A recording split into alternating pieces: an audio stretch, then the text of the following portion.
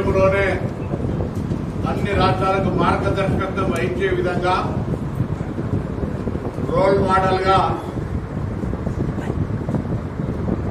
రాష్ట్ర వ్యాప్తంగా ప్రతి ఇంటికి ఒక ప్రభుత్వ ఉద్యోగిని పంపి 1,15,00,000 కుటుంబాల్లో సమాచారం స్వచ్ఛందంగా ఇచ్చినటువంటి 1,12,00,000 కుటుంబాలకు సంబంధించిన సమాచారాన్ని వాళ్ళ సంతకాలతో సహా ప్రతి 150 ఇళ్లకు ఒక నమోదు కార్యకర్తగా ప్రభుత్వ అధికారి ఆ 10 మంది ఎమ్యునరేటర్స్ మీద ఒక పరిశీలకుడిని పెట్టి మండల స్థాయి రాష్ట్ర స్థాయి దాకా ఈ ప్రక్రియ కొనసాగింది.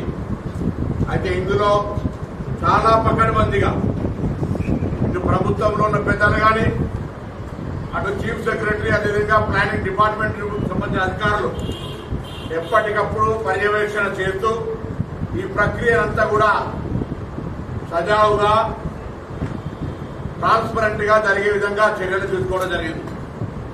ఈ పరిక్రమణలో దాదాపు 3.1% కొంతమంది తమ సమాచారాన్ని ఇవ్వలేదనే ఆవేదన వ్యక్తం చేసిన సందర్భంగా వారికి కూడా అవకాశం ఇవ్వాలని రేపు ఫిబ్రవరి 16 నుంచి 28వ తేదీ వరకు తెలంగాణ రాష్ట్రంలో 3.1% అయితే కొంతమంది నిన్న టీఆర్ఎస్ పార్లమెంట్ సభ్యుడు రాజ్యసభ రవిచంద్ర అంటా ఉన్నాడు, మా డిమాండ్ మేరకు రీసర్వే జరుగుతుంది. రీసర్వే కాదు ఇది. ఎవరైతే మిస్ అయినో ఎవరైతే పేర్లు నమోదు చేసుకోలేదో వాళ్ళు నమోదు చేసుకోవడానికి మరొక అవకాశాన్ని 10 రోజుల పాటు ఇచ్చే కార్యక్రమం 12 రోజుల పాటు. దాని తదుపరి మార్చి మొదటి వారంలో బడ్జెట్ కేబినెట్ సమావేశం పెట్టుకుని కేబినెట్ సమావేశం తర్వాత ప్రత్యేక శాసనసభ సమావేశాలు పెట్టి 42% స్థానిక సంస్థల్లో విద్యా ఉపాధి అవకాశాల్లో బలైన వర్గాలకు రిజర్వేషన్లు ఇవ్వాలనేటువంటి సంకల్పంతో చట్టబద్ధత తెచ్చే ప్రయత్నానికి సంబంధించిన కార్యాచరణ ఈ కార్యాచరణకు అందరూ కూడా సహకరించాలని విజ్ఞప్తి చేస్తా ఉన్నాం. అయితే ఇక్కడ ఆశ్చర్యం అనిపిస్తా ఉంది. ఈ రోజు కూడా పత్రికల్లో అసలు సర్వేలో పార్టిసిపేట్ కానని ఎవరైనా మనం ఏదైనా కార్యక్రమంలో పాల్గొంటే ఆ కార్యక్రమానికి సంబంధించి మంచి చెడును మాట్లాడే హక్కు వస్తుంది. ఆ కార్యక్రమంలో భాగస్వామ్యమైనప్పుడు ఆ కార్యక్రమం గురించి రివ్యూలో పార్టిసిపేట్ చేసే హక్కు వస్తుంది.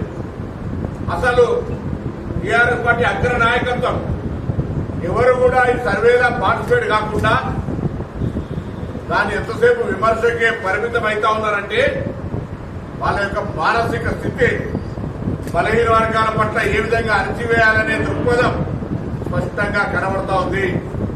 లేదంటే చిత్తశుద్ధి ఉంటే ఇప్పుడు ఇచ్చిన అవకాశాన్ని వినియోగించుకోండి. మొన్ననే వారాలు కూడా పంపినాం. అవకాశాన్ని వినియోగించుకోవడంతో పాటుగా ప్రజలందరికీ మీ పార్టీ తరఫున విజ్ఞప్తి చేయండి.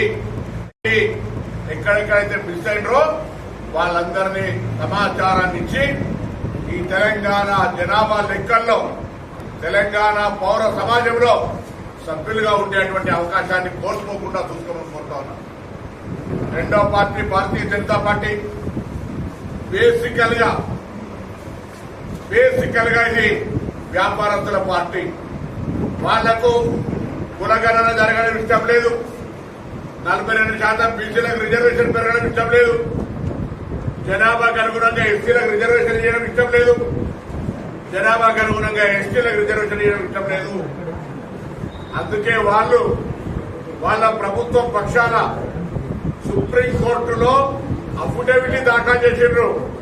మేము దీనికి వ్యతిరేకము, ఇది అసాధ్యమని. ఇలా తెలంగాణ రాష్ట్రంలో జరుగుతున్న ప్రక్రియ దేశవ్యాప్తంగా ప్రకంపనలు కలిగించి మా నాయకుడు రాహుల్ గాంధీ గారి ఆధ్వర్యంలోనే పార్లమెంటుల బడ్జెట్ సమావేశాల్లో దీన్ని ఆమోదింపజేసుకోవడానికి కాంగ్రెస్ ఉన్నటువంటి 100 మంది పార్లమెంటు సభ్యులతో పాటుగా తెలంగాణ నుంచి ముఖ్యమంత్రి గారి నాయకత్వంలో ప్రధానమంత్రి గారితో సహా సంబంధిత కేంద్ర మంత్రులతో సహా అన్ని రాజకీయ పార్టీలు కూడా కలిసి తమిళనాడులో ఏ విధంగా అయితే 9th షెడ్యూల్లో పెట్టి ఇవాళ 69% రిజర్వేషన్ ఉపయోగిస్తా ఉన్నారో అదే విధంగా ఇక్కడ కూడా తెలంగాణ రాష్ట్రంలో ప్రజల ఆకాంక్షలకు అనుగుణంగా ఈ రిజర్వేషన్ల పెంపుకు షెడ్యూల్ 9లోకి మార్చాల్సిన బాధ్యత కేంద్రం ఉంటుంది. ఇలా రాష్ట్ర ప్రభుత్వం చట్టబద్ధంగా శాసనసభలో సభాభిప్రాయంతో పాటుగా ఏకగ్రీవంగా ఈ తీర్మానాన్ని ప్రవేశపెడతాం. ఇందులో కొంతమంది అంటారు అయ్యో స్థానిక సంస్థల ఎన్నికల వాయిదా పడి స్థానిక సంస్థల ద్వారా కేంద్రం నుంచి ఏదైతే వాయిదా పడడం వల్ల నిధులు రావో ఆ నిధులను కూడా తెలంగాణ ప్రభుత్వం భరించి గ్రామీణ ప్రాంతాల్లో ఎక్కడ కూడా ప్రజలకు ఇబ్బంది లేకుండా చూడాలని మరో అదనపు నిర్ణయం కూడా తీసుకోవడం జరిగింది. ఈరోజు ఒకవైపు స్థానిక సంస్థల ఎన్నికలు జరపాలని కేంద్రం నుంచి వచ్చేటువంటి స్థానిక సంస్థల నిధులు తెచ్చుకోవాలనే తపన, మరొక వైపు కులగణన జరిగిన తర్వాత చాలా మంది నేను బీసీ సంఘాలందరినీ కూడా ప్రభుత్వం తరఫున పిలిచి చర్చించినాం. వాళ్ళ అభిప్రాయాలు తీసుకున్నాం. వాళ్ళు స్పష్టంగా ఈ 2-3 అభిప్రాయాలు చెప్పినారు. 2-3 అభిప్రాయాల్లో ఒకటి మిస్ అయిన వారికి అవకాశం ఇవ్వమన్నారు. ఇలా కుల సంఘాలు, బీసీ సంఘాలు, మేధావులు, రిటైర్డ్ ఐఏఎస్లు, ప్రొఫెసర్లు అందరికీ విజ్ఞప్తి చేస్తా ఉన్నా ఒక చారిత్రాత్మక నిర్ణయం జరిగింది. అలా ఈ నిర్ణయం అమలయ్యేదాకా మీరంతా వెంట ఉండి అన్ని రాజకీయ పార్టీల దగ్గర ప్రభావితం చేసి ఈ కార్యక్రమం సజావుగా అమలయ్యేదాకా మీరంతా భాగస్వాములు కావాలని కోరుతా ఉన్నాం. ఎవరైతే సర్వేలో పార్టిసిపేట్ కాలేదో వాళ్ళందరూ కూడా సర్వేలో పార్టిసిపేట్ అయ్యేటట్టుగా మీరు క్షేత్రస్థాయిలో సంఘాలను వివిధ రకాలుగా ప్రేరేపితం చేసే విధంగా చర్యలు ఉండాలని కోరుకుంటా ఉన్నాం. దీని మీద కూడా రాజకీయం చేసే పార్టీలు Bharatiya Janata party, TRS party నిజంగా బలహీన వర్గాల మీద చిత్తశుద్ధి ఉంటే ఇవాళ రాష్ట్రం నుంచి శాసనసభ వేదికగా బిల్లు చేసి చట్టబద్ధత తెచ్చి కేంద్రానికి పంపిస్తాం. మీరు మీ పారదర్శకత నిరూపించుకోండి.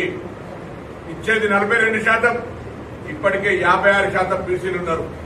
ఇంకా శాతం పెరుగుతారు కావచ్చు. దాన్ని అడ్డుకోవడానికి లెక్కలు తప్పని, తప్పుల తడకాని, బలహీన వర్గాలను అవమానపరిచే